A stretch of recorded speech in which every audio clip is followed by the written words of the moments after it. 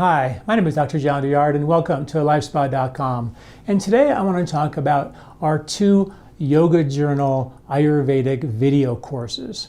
In the last couple of years, I created, along with Kripalu's Larissa Carlson and myself and Yoga Journal, we put together 2 amazing Ayurvedic courses, Ayurveda 101 and Ayurveda 201. Ayurveda 101 is really all about how to live in sync with the natural cycles, the rhythms of nature. You know, we did this course a couple of years ago, and after we wrote the course, circadian medicine literally won the Nobel Prize. So this is something that's really important, understanding how we need to live in sync with the circadian rhythms of nature. This is Ayurveda 101. Ayurveda 101 is learning how to eat, sleep, exercise, how to live a lifestyle, a seasonal routine, a daily routine in sync with the natural cycles. In our Yoga Journal course, we put together not only how to eat, sleep, exercise in sync with the rhythms, daily and seasonal rhythms, but also we gave you yoga, breathing, and meditation techniques for each season.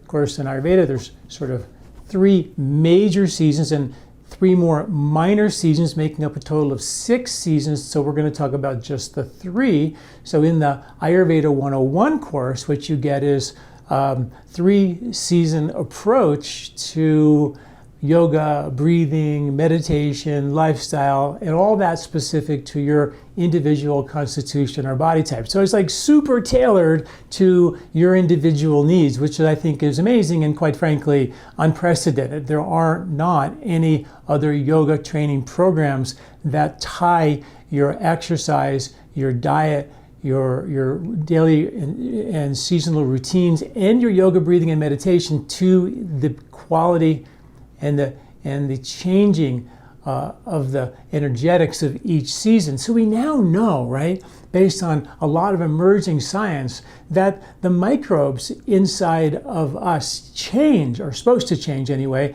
from one season to the next. We know the microbes in the soil change from one season to the next. Circadian medicine, now Nobel Prize winning science, suggests that there will be medical doctor specialties where the doctors will tell you how to live in sync with the natural rhythms. We have biological circadian clocks in every cell of our body. They turn on and they turn off in sync with the natural rhythms. We have disconnected ourselves from those rhythms and we've lost our connection to the natural rhythm. So instead of going downstream with the current of life, we oftentimes feel like we're plowing against the grain, against the current, feeling exhausted at the end of the day, feeling, tired at the end of the week. We have to recover on the weekends. Life has become a struggle for most people, and that's causing people to feel stressed, worn out, exhausted, depleted.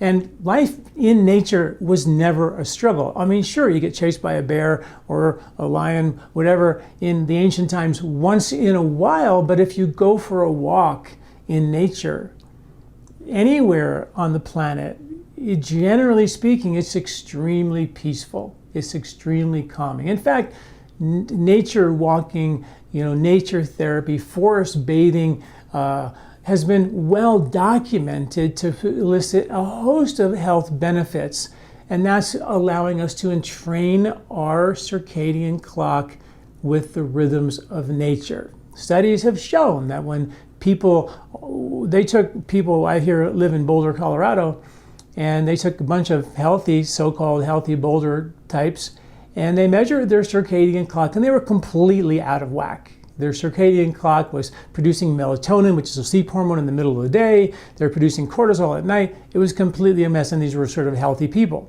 They took them into the mountains, and they took all their clocks and phones and lights and electricity and Wi-Fi, all that was gone. And within 1 week, they 100% reset their circadian clock. And then they did another group of healthy Boulderites, and they took them for a weekend, and they reset their circadian clock 67%, which is pretty good for just a weekend. So what I write about in my articles is how you can do a no artificial light weekend. Go off the grid for a weekend in your own home. Don't turn any lights on, use candles. It's sort of an orange light, doesn't mess with your circadian rhythms as much. And you can get a whole host of benefits by just getting reset. So to take that concept further, we took we took Ayurveda and yoga, and put together specific yoga postures, breathing postures, meditation postures, lifestyle, techniques for each season. The winter is a cold and dry, cold season where we talk about in Ayurveda that vata air is predominant. It makes you cold. And the antidote, nature's antidote for that is in the harvest, nuts and seeds, oily foods to calm down the vata, right? So there's not only, foods you can eat, there's exercises you can do, there's different types of yoga you can do, breathing techniques, meditation techniques, all change because you're in winter. Now, if you're a body type of winter, then you have a lot of winter vata in your body type, and you're in the winter season, and you live in like Wisconsin, and you're eating a lot of cold ice cream and cold foods, which are very vata aggravating. You just stacked a bunch of vata, you create some real problems, right? So that's what the course sort of does. It takes your lifestyle, daily routine, yoga, breathing, meditation, and puts it all together for that season. And then we give you tips to overlay your individual constitution. It's super cool, right? And then comes springtime, which is the next season. We have winter, then spring. Spring is very wet, muddy, rainy time of the year, and nature's antidote to the kapha qualities. Think kapha means cough. Kapha quality is heavy, earthy, like you see in the spring, wet and rainy. And nature's harvesting leafy greens and dandelion roots and sprouts and berries and things that are very light and austere to antidote the heaviness and the wet of nature in the spring. So again, in the spring, you get yoga, breathing, and meditation techniques that lighten the body, energize the body during that kapha time of the year in the spring. Come summer and a hot season, you're a hot body type, eating hot spicy food, you stack a whole bunch of heat, you're doing a lot of hot exercise or hot yoga in the middle of the summer, in the middle of the hot summer day, you could easily overheat yourself. And therefore, we give you strategies, foods, diet, exercise that are harvested in that season. And you amp those up based on the season you're in, where you live on the planet, and also your individual constitution. So all that comes into play. And then you learn how to do cooling yoga, breathing, meditation techniques to calm you down, right? How cool is that? Now, because not only is not Ayurveda 101, it is now Nobel Prize winning science. And they're suggesting that there will be medical specialties to teach people how to do exactly what we're talking about in Ayurveda 101. I'm really, really amazed and so proud that we did this with Kripalu. She's the director of the dean of the Ayurvedic College there in Kripalu in Massachusetts. She was also the director, I think, of the yoga teacher training program. She's a dear friend of mine. She does all the yoga in the course and does an amazing job teaching that. And we teamed up, and I've been teaching with her for a couple of decades. So we worked together really, really well. And we did this course called Ayurveda 101. I think it's a critically important understanding to understand how to do yoga and Ayurveda in sync with circadian medicines. It's the key, the foundation to having that life going downstream with the current versus going upstream against the grain, exhausted at the end of every day, exhausted at the end of every week, needing caffeine and stimulants to get you through the day because you don't have enough energy on your own. You got to borrow from Peter with caffeine to get you the energy you need to make it through the day. This is going to deplete you over time, and what we teach you in yoga and Ayurveda in sync with the cycles is how to go downstream with the current, right? And it's effortless. Life can become effortless. I used to talk about, years ago when I first started meditating, back when I was 17, I learned how to meditate, and I used it in my 20s as a stress reduction technique. I'll beat myself up, work real hard, go to school, and I would come home and just meditate. And I was like a stress reduction technique, and I would sleep and feel really groggy in my sleep, and I thought that was really good. And then I learned that was probably not so good. In fact, that when you meditate, you should maintain a level of restful alertness, right? You should be alert and resting at the same time. Well, I wasn't that way. I was using my meditation as a deep rest on demand to shovel out a whole bunch of stress and exhaustion that I had, but I wasn't actually, using the meditation as a self-awareness enhancement technique to develop to have a spiritual practice along with the meditation. It wasn't. It was just stress reduction. So and I'll tell you a quick story about this, and then I want to get into Ayurveda 201. But I'll tell you this quick story about Ayurveda 101.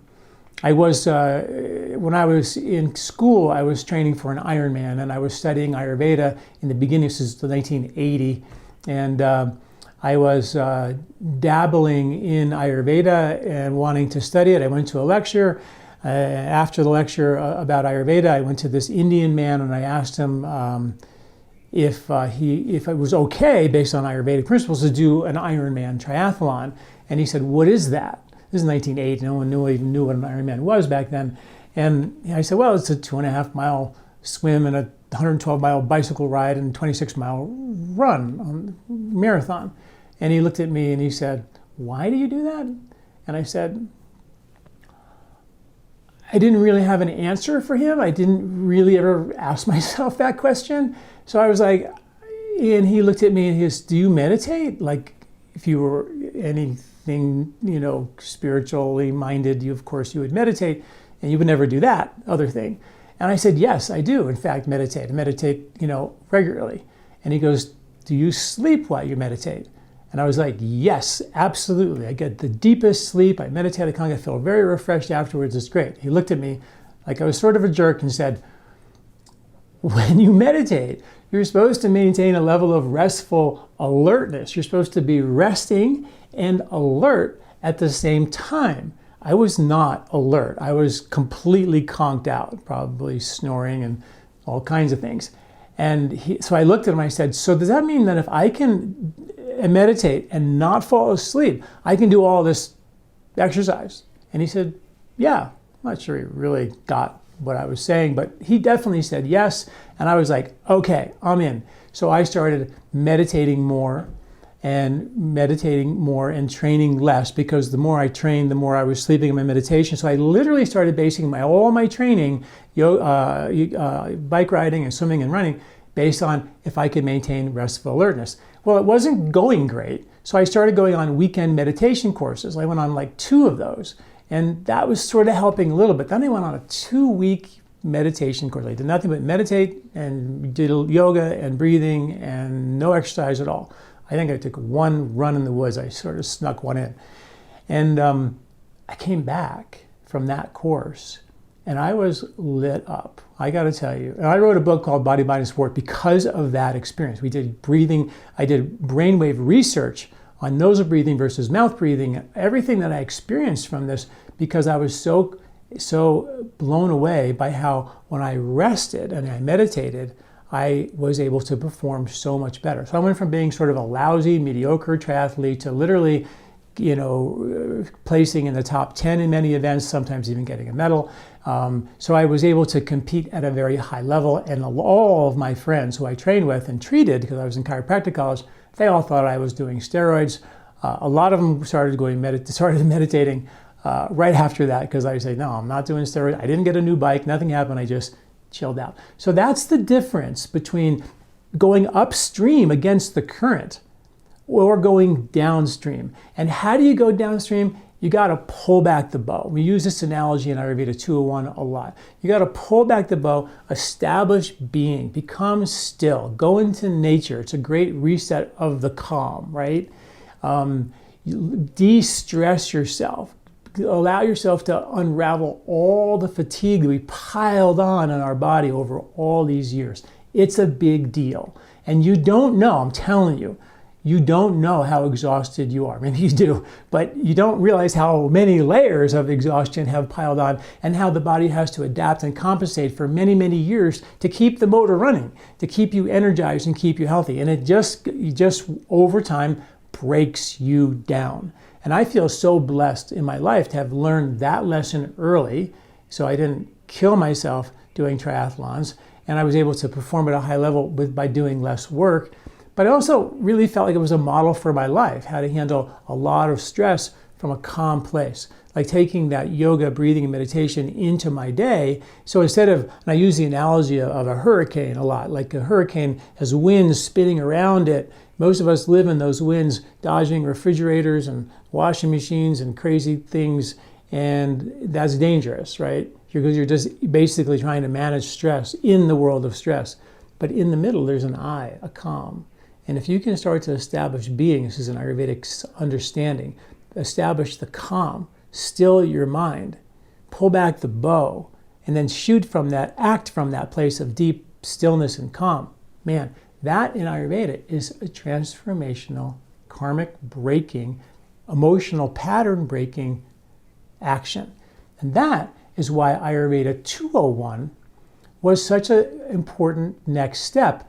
When Yoga Journal came and asked us to do another course, I was like, it has to be Ayurveda 201, Ayurvedic Psychology. And you might think logically, like, why Ayurvedic Psychology? Like, why is Ayurvedic Psychology after Ayurvedic circadian medicine, living and yoga and breathing and all that in sync with the rhythms? That makes sense. That is clearly, no doubt, Ayurveda 101. No one would dispute that. But Ayurveda 201, you might think, well, maybe it's, some physical imbalance, because Ayurveda is about, your physical health. So maybe it would be about bringing your body back into balance. And there's a lot of value there. And that's something that I think is really important. But Ayurveda says clearly that the cause of disease is what's called pragya prad, which means the mistake of the intellect, which means your mind, makes this crazy decision to start to think of it as separate from the whole. So we start to function as a bunch of individual parts as opposed to the sum of the whole. And we all know that the whole is greater than the sum of the parts. And Ayurveda talked about, don't get involved in the parts, keep this thing together as a whole. And that is what happens when we start to create a mindset that is based on a need for approval only and solely from the outside world. And we separate ourselves. So instead of being deeply content as a whole human being, we find that we're satisfied only from the outside world. I think we all would agree that it's this crazy mind of ours that drives stress into our physiology in a handful of newly understood ways. That takes out our health, our digestion, our mood, our sleep. We all know it's stress, and we all know it comes in through our head, right? And that stress overwhelms us. And that stress is Ayurvedic psychology. What's really interesting now is that the Ayurvedic psychology is tied to physiology. We know that the mind and the body are sort of connected in many ways, but they're connected by microbiology. We know that the gut bugs have a bidirectional pathway that goes from your gut to your brain, from your brain to your gut, right? So it's a bidirectional pathway that if you are super stressed out and under a lot of stress, that stress is perceived literally by the microbes in your gut. They feel everything. They send a message to your brain. They say, we're freaking out down here. And the brain sends a message to everybody to push the fight or flight button, which is a stress, fight or flight, emergency response. And we can do that 26,000 breaths per day in a subtle way that slowly burns and drains and depletes you over time, because there's this little inner emergency rev that's going on. And we handle that by creating mental and emotional protective patterns of behavior. We sort of become another person. We become the version of us that protects us from all that stress. So if you have a situation in your family, a family stressor or a parental stressor or some type of stressor, our microbes feel that. They send a message to the brain. The brain creates a new version of ourselves, a personality that we can project on the screen that returns the investment of you feeling safe and secure. And that is an energetic, well understood in Western medicine through Candace Pert's work, The Molecules of Emotion, that says these molecules are real and they store in our muscle and our fat. It's also understood thousands of years ago in Ayurvedic medicine as what's called mental ama, and that ama, emotional constrictions, lodge in the muscle and the fat, and they remotely make you think and do the same dumb stuff again and again and again and again, which is why when we go home for the holidays, right, we oftentimes start acting like a 4-year-old again. Our parents trigger us, our relatives trigger us. We're like, ugh. Like that happens because when you were younger, as part of your armor, as part of the protective personality that you had to create, which isn't good or bad, it's perfection. You created a version of you that got you to navigate your childhood. And now we're still projecting that childlike protective pattern on the screen as adults, which leaves us what? Leaves us locked into the same repetitive pattern, right? So this is why Ayurvedic psychology is so important, to break those patterns. In one study, they found that, I think it was sort of an amazing study, it was a handful of them, and there may be just some dispute on this study in terms of the accuracy, but there are a handful of studies that suggest that 95% of the things that we think and say and do as adults come from impressions that we experience in the first 6 years of life. So that means that in the first 6 years of life, we experience a lot of impressions. Our microbes, this is how it works. They feel everything. If you took the microbes and put a can of yogurt on the counter and started to yell and scream, those microbes would change based on you yelling and screaming. If you take you and stick it next to a person who's super stressed out, the bugs inside of you will change and become super stressed out. If I took a stressed out person and took the microbes out of that person and stuck it in the microbes in the healthy, non-stressed out person, they would become either depressed or anxious depending on what the stressed out person was, right? It is now hard science that those bugs, they affect our mood. We know that, right? So when in the first 6 years of life, depending on what those impressions are, that can create a mindset, patterns of behavior, personality traits that you now project on the screen as part of your protective safety. But it's it's also based on an underlying desire, need, instinct for young children to want and need the approval of mom and dad. Because if I grew up when I was a toddler and I didn't care what mom and dad thought of me and they didn't care what I did, pretty good chance I would have wandered into the jungle, maybe got eaten by a lion or fell off a cliff, or something bad could happen. But children are hardwired. Some physiologists say they're cute even, because that'll make the parents sort of want to hang out with them, be attracted to them. So parents have this instinct to watch over the children, and children have this instinct to want to manipulate their parents to give them attention. And that attention is part of their protection. So we have this innate instinct ability to need the approval and the attention of mom and dad so we feel safe, we can be safe and secure and keep the species alive. So we then become sort of this kid who gets tuned in very early in life that attention feels really, really good. You know, candy, sugar, sweets, toys, attention, cuddling, all of it feels really, really good. It makes me feel safe and secure. So I'm going to want that, manipulate my environment for that more and more and more. There was a study done where they found that when they gave a young infant, a group of people walked into the hospital room, strangers, and one of them had a little bit of sugar and gave the baby a little bit of sweet. And then all the people walked out. Then a couple of days later, the same group of people came into the room, and the baby completely scanned the room and locked in on the sugar deliverer, and a baby wouldn't take its eyes off that one person who delivered the sugar a couple of days ago. It is hardwired, the reward chemistry. It's part of our survival. I want mom and dad. I want the reward, which is attention from mom and dad. That makes me safe and secure, right? So that is kind of how we go. In Ayurvedic medicine, we talk about that as being a sattvic person, which is someone who's deeply content, doesn't need anything from the outside world, completely content within.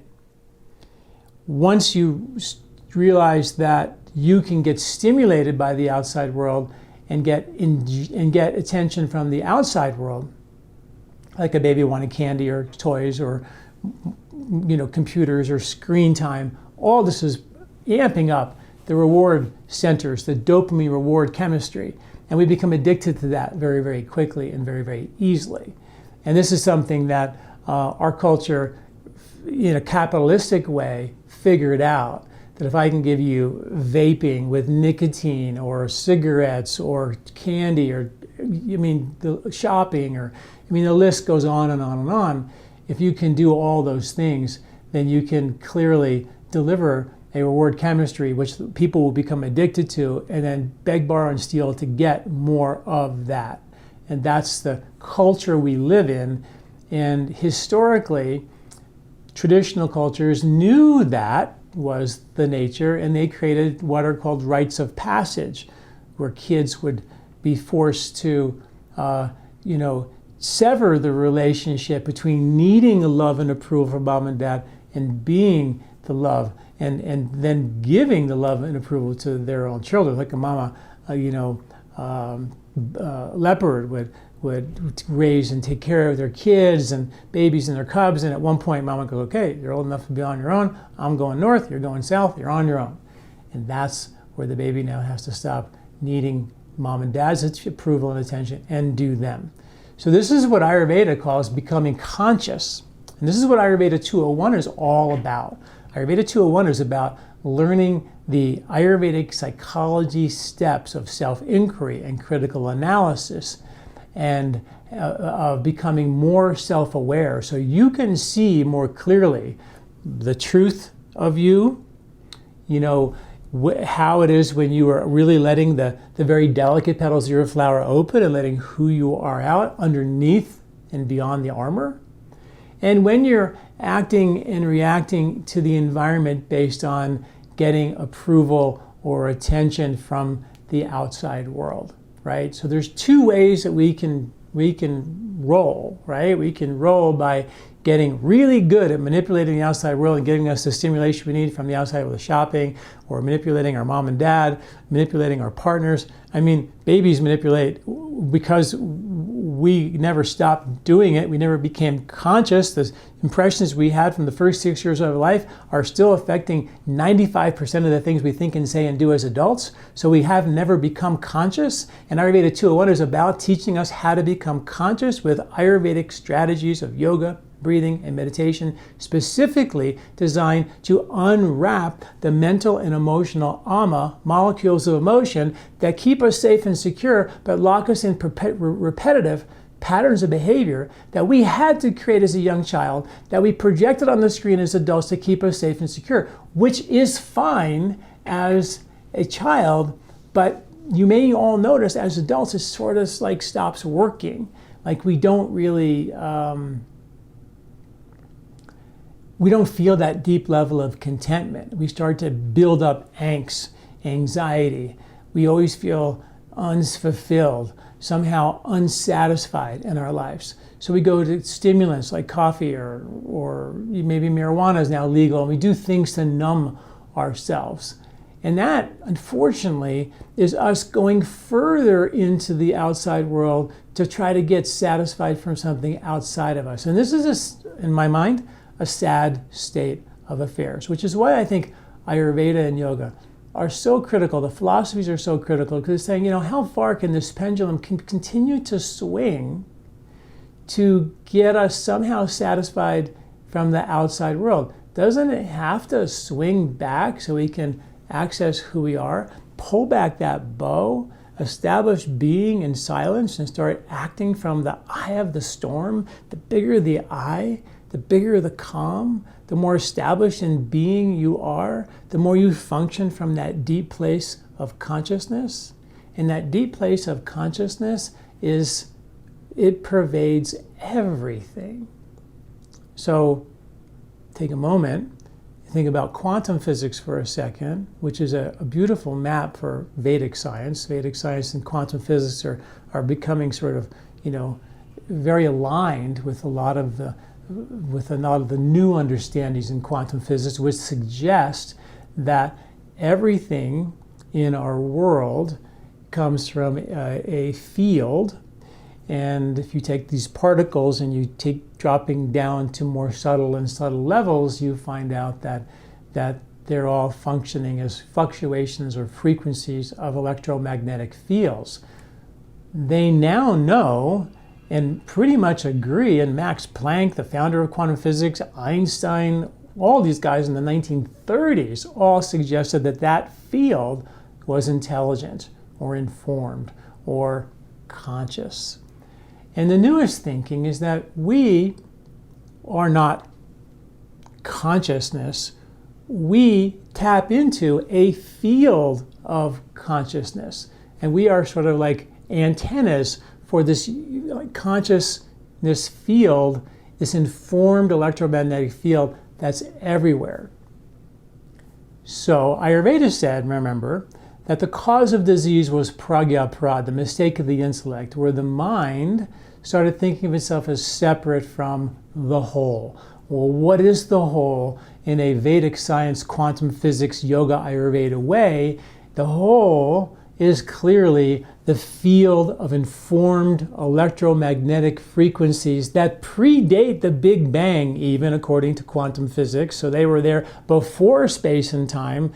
Wrap your head around that. So that means that the field of informed intelligence, some people call that God, was there before the Big Bang. And the Big Bang is when space and time started, according to all the science, right? So this is before that. So that leaves a whole nother of understanding of what was before that. And I've written some articles about that. That's very interesting, and Vedic science even talked about that, like talking about the Akashic fields and Akashic records and things like that, that all this information, uploading information from our brain to that field of consciousness and downloading information from that field of consciousness into our brain is how we evolve and how, yes, the field of consciousness, the universe evolves. Physicists believe that the universe is in fact evolving. And it evolves based on input. It's no different than the microcosm of the microbes in your gut. Your microbes in your gut know and not know, but they feel everything. If you stress them out, they feel it. It's called gut feelings. And it's real and scientifically verifiable. And I've written a ton about the science behind that. Your gut bugs feel everything. When they're out in the world, on the plants and the flowers, you spray a pesticide on it, mutate that bug on the lettuce that you're eating. That mutated genetic information will horizontally transfer that genetic material to the core bugs in your gut, who will horizontally transfer that genetic material to your genetic code to tell your genetic code to get ready, because there's some weird spray out there that could take us out, so get ready to keep the species alive. And the bugs are vested in keeping us alive because we're the hosts for them, right? It's not different than this, in a macrocosm sense, the field of informed electromagnetic frequencies, let's call it consciousness, which means it's awake, it's alert. And this is well understood. Many physicists believe now that this field is informed, that it's intelligent, that it can't not be. There's been so many studies done on whether the universe is just some random explosion from the Big Bang and everything just happened randomly. And the scientists say it's so not possible for things to be random. For example, they said if everything was just random, it would be sort of like a windstorm blasting through a junkyard, and that windstorm assembling a perfectly running airplane that you can get in and fly. That is how impossible it is for things to be random. And that's science based on mathematics of how impossible it would be for this creative world we live in to be random. It's not random. All the physicists, most of them believe, I actually think most realize there's some intelligence in the organizing power of the universe. Vedic science talked about that as consciousness, which pervades everything, and that's the whole. So the pragya prad, the mistake of the intellect, is when we start thinking of ourselves as separate from the whole. How do we do that? When we start going outside of ourselves to get attention and approval and satisfaction from others, as opposed to going within, finding that inner peace and calm, and then shooting and taking action from that inner place of composure and calm, right? Think about pulling back a bow. And we use this analogy in our Ayurveda 201 course. All the yoga and breathing and meditation techniques are designed based on this understanding to pull back the bow and take action from that. But let's say you pull back the bow, right? And you're moving the arrow around all crazy like this. Where is that arrow gonna land? I mean, you have no idea. I mean, the further it goes, the more exponentially distorted the flight of the arrow will be, and it's just not gonna work good at all, right? But if you hold it still, and you shoot the arrow from that place of composure and calm, it's perfect. It's a transformational, karmic breaking, freeing action step because you're functioning from within you. And this is what we teach you how to do in Ayurveda 201. We teach you how to pull back the bow, establish your own being, become more self-aware of the patterns of behavior that you've been engaged in your whole life that are door number one, doing the same dumb thing again and again and again and again, that are facilitated pathways that you've gone down your whole life with 4 lanes with lights on it. I mean, this is the one we've been driving on our whole life. And all of a sudden, you pull back the bow, you do yoga, breathing, meditation, go into nature, still yourself, become calm. You pull back the bow, and all of a sudden, door number 2 appears. You're like, whoa, I have an option here. I have a choice. I don't have to do the same dumb thing again and again. I can now take an action step to free myself from those old patterns. And that is Ayurvedic psychology. Ayurveda is the technique in yoga, or the physical techniques, so yoga and Ayurveda, to still the mind, to bring the physiology back into balance, to create an inner experience of calm, tie that with the subtle techniques of Ayurveda and yoga, breathing, meditation, to pull back the bow, and all of a sudden you see a new option for you in terms of engaging in behaviors that once were automatic reactivity, those molecules of emotion, the mental alma that you stored in your fat and your muscle, that you recorded stress responses many, many, many years ago that you are instantly reacting to in the heat of battle and the stressful part of your life. Those stress responses to those things are pre-recorded. They're automatic. A lot of times they're unconscious, they're out of your mouth before you even know it. You're energetically charged by that stressor before you even have a chance. Ayurveda is saying, wait a minute, let's pull back that bow, let's become more self-aware so I can see that stress coming down the pike. I give myself the opportunity to see that I have a choice here to respond, not based on manipulating the environment or reacting to the environment, by actually doing me. And how do you do me? Well, that's going to be what we teach you in Ayurveda 201, but a lot of it is specific yoga, breathing, and meditation, and a lot of it is the Ayurvedic psychology, self-inquiry, critical analysis techniques that we take you down this journey. And the road that we drive down on this course, in my mind, is as profound and as, in a way, revolutionary as Ayurveda 201, teaching you yoga, breathing, and meditation, and lifestyle and diet, and routine and exercise, syncing up with Nobel Prize winning cycles, seasonal daily cycles. That's so critical to get into rhythm, right? The rhythm gives you silence, and the silence gives you awareness, and the awareness gives you choice, and then you can choose. That's how it works. Then you have to engage some mental self-inquiry to sometimes discern what's you and what's not you. When are you engaging in behavior from your truth, and when you are engaging from getting, manipulating the outside world to give you a false sense of satisfaction. So how we do it is we have 2 roadmaps that we follow in Ayurveda 201. The first roadmap is a series of yoga, breathing, and meditation techniques that are tied to the mental doshas. In Ayurveda, there's 3 mental, emotional body types. Sattva, we mentioned a minute ago, is that ability to be peaceful and loving and content because this is who I am, it's my nature. The mind starts to reach out, and as a young child, and goes, ooh, there's candy and there's toys and there's stuff out there, and you start to activate the reward chemistry dopamine system, and you start getting reward chemistry, and you get more and more and more and more of that.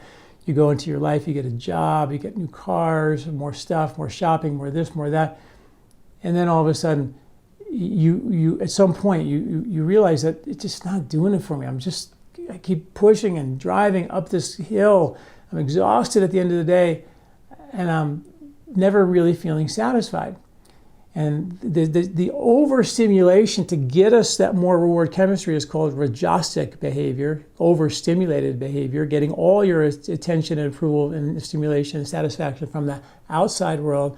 And then when the nervous system becomes so burnt out, it goes into what's called a tamasic protective cocoon, where it protects itself from all the ups and downs and the high and lows. And we retreat and we withdraw, and we oftentimes do drugs or alcohol. Marijuana is a great tamasic drug. It just makes you chill out. You don't feel anything.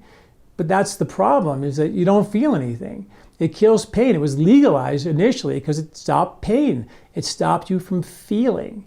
And Ayurveda says the pain, the old Ayurvedic saying, is directly across from the bliss. The reason for your why we're here. So pain and the attention, the pain and the fear are directly across from the bliss. And the reason for the pain and the fear is to get your attention, so you can go to it and then go through it. Access who you truly are, pull back the bow, and let who you are out. So to do things that numb us and make us feel dull or numb or don't feel our pain, or just kind of soften the blow, can be medicine for sure, but they can also be somewhat addictive, because it's a lot easier to just stay in this place where it feels really good and not go through that pain, and then finally, take the risk to take your armor off completely and let who you truly are out, to be more delicate and more vulnerable and more sensitive and absolutely most powerful. Not because power is cool, because that's who we are. When we let who we are out, it's big, right? And you can't hide that. But a lot of us, part of our mental patterns of protective behavior is to hide that, right? That's what we do. So the first roadmap in Ayurveda 201 is to guide you with yoga, breathing, exercise, and self-inquiry techniques to go from a tamasic state of mind to a rajasic state of mind to a sattvic state of mind, where you're content for no reason, because that's who you are. So that's the roadmap that we carry you through, which is really, really cool. And we give you a questionnaire and find out, where are you more tamasic and where are you more rajasic, and how can we guide you through, that unraveling of the armor, right? And be free to be you. So cool. The second roadmap we do, it's a 6-week course. Each week we take you through one of the koshas, the energetic sheaths in Ayurveda. And the outermost dense sheath that we have in this understanding is the body sheath, the Annamaya kosha. So in week 1, we purify with yoga, breathing, meditation, and herbs and techniques to clean out the body and bring the body back into balance, right? And then in week 2, we do the next sheath going in, because the most inner sheath is your bliss sheath. And the goal is to get all these sheaths purified, balanced, so the bliss can, like the sun, shine through all of you, all the physical and energetic parts of you, and you can feel safe enough to let who you truly are out, right? So week 1, we purify the body. Week 2, we purify the pranamaya kosha with yoga, breathing techniques and herbs for that. And then week 3, we go deep into the mind, the manomaya kosha. We unravel that. And then the junction between the mind and the wisdom or intellectual sheath is what's called the Great Barrier Sheath. It's the wall that we put up to make sure nobody hurts us ever again. And that's where we create that personality of protection we talked about. So we spend a lot of time kind of chipping away at the junction between the manomaya, your mind and emotions, and your intellectual sheath, which is your discernment. And that's your kind of your last safety valve of protection, sort of like the petals of a flower that open and close in stressful times. And then finally, we dip into what's called the Anandamaya kosha, which is your bliss sheath. And This is not anandamide, which is in chocolate. You can get it that way too, I guess. Not really, because that's just a name they gave for the chemical in chocolate that makes you feel blissful. But there's another kind of bliss that's in fact yours. It's who you are. And all we do is cover it up and layer it. And Ayurveda and yoga are just, in this whole course of Ayurveda 201, is just to unveil the truth of you. Ayurveda, Ayur's life, Veda's truth, the real definition of Ayurveda is letting the truth of your life out. That's the beauty of yoga and Ayurveda, and that's the beauty of Ayurveda 201, is you go through these two, we guide you through these two roadmaps from tamasic to rajasic to sattvic behavior, specific to where you might be a little out of whack in those departments, and then we guide you week by week through the koshas, purifying the body, kosha, annamaya kosha, then the pranamaya kosha, then the mind, emotional, manomaya kosha, and then we crack the egg of your protective great barrier sheath, which locks us into these repetitive patterns, and then we start letting the wisdom sheath, the intellectual sheath, the discernment sheath, beginning to let some of the rays of conscious light out, and then underneath that is the bliss, and then we start to, begin to experience awareness. And that's where door number 2 starts to pop up. And you're like, oh, I don't have to do that old protective thing anymore. I can do that thing that I was born to do. I can play the role in my movie that I was born to play. Instead of continue playing the same role, saying the same lines in the same movie again and again and again, it never really feels great. Doesn't get the greatest reviews, perhaps. And then all of a sudden, you're like, wow, I have this incredible game of life that I can begin to play. And all of a sudden, life becomes a game. You're not just stuck recovering from one stress after another. Life becomes a game. You start to feel inspired to take action to free yourself from one stress after another. And there's these little pockets of stress are like fruit on a tree that ripen in sequence. You pick a fruit, you take action, go through that fear, then you take another one, and soon you become fearless. You become free from letting the outside world change you, manipulate you into being something that you're not. How many of us spend most of our time thinking about what other people will think? What will they say? Will they approve of me? Am I pretty enough, tall enough, smart enough? What I dress, what I wear? How much energy goes into making sure the outside world likes us? And we go into much greater detail in the course, but the goal here is to realize that all of us, because we're still unconscious, are still doing the childlike thing, which is to do what? Want everyone else to like us. So I'm spending my life trying to get you guys to like me, right? But what I don't realize or I'm unconscious about is that everybody else is out there trying to get me to like them. So how much energy are we putting into this equation trying to get everybody to like and approve of us when they're only not thinking about you at all? They just want you to like them. And if you were to do you, which is love and bliss and joy, and there's an amazing amount of science to suggest that when you act on love and bliss and joy and giving and caring for others, all kinds of longevity, health benefits ensue. When you stress out, fight wars, battle up, armor up, bad things happen to us physiology. It would be very difficult to make the case to say that we were born to fight. We were born to love. We were born to come together as in community because our telomeres on our chromosomes lengthen, linked to longevity. Oxytocin hormones surge, which are longevity hormones. The microbes, the good beneficial microbes surge in those times. So many longevity benefits happen when we take a risk to do that thing. So what we're doing is we're just taking you down that road so you can become more self-aware and see that, yes, I can take the risk to let something more delicate, more vulnerable out and free yourself from old patterns of behavior and become conscious.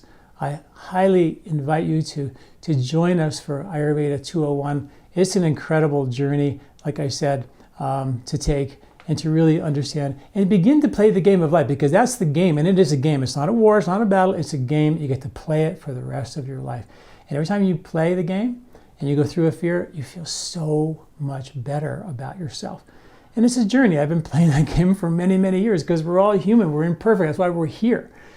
And it's a beautiful journey to keep becoming more aware of fears and constrictions and emotional weird things that we've created in the name of safety and security, and slowly chip away at letting you out. Ayurveda 101, again, I highly encourage you, because that's all about circadian rhythms. Part of the whole deal is understanding how we connect with those cycles of nature and how important it is for us to have a base foundation of rhythm in sync with the cycles. This is Nobel Prize winning science. Ayurveda talked about that thousands of years ago. There's nothing more important than that as the first step to bring your body in balance. And I really do think the next step is get this crazy mind of ours, our head on straight, and then start freeing up. So please check out Ayurveda 101, Ayurveda 201, Ayurvedic Psychology, Ayurveda 101, Living in Sync with the Cycles, Yoga, Breathing, Meditation. All right, thanks for listening. Please check us out on our website at lifespa.com, and you get more information about Ayurveda 101 and 201. I'm Dr. John Douillard. Thanks for listening. Do you like this video? Don't forget to subscribe and share. This recording is brought to you by LifeSpa, where ancient Ayurvedic wisdom meets modern science. Get access to free health video newsletters by Dr. John at lifespa.com. These statements have not been evaluated by the FDA. These products are not intended to diagnose, treat, cure, or prevent any disease.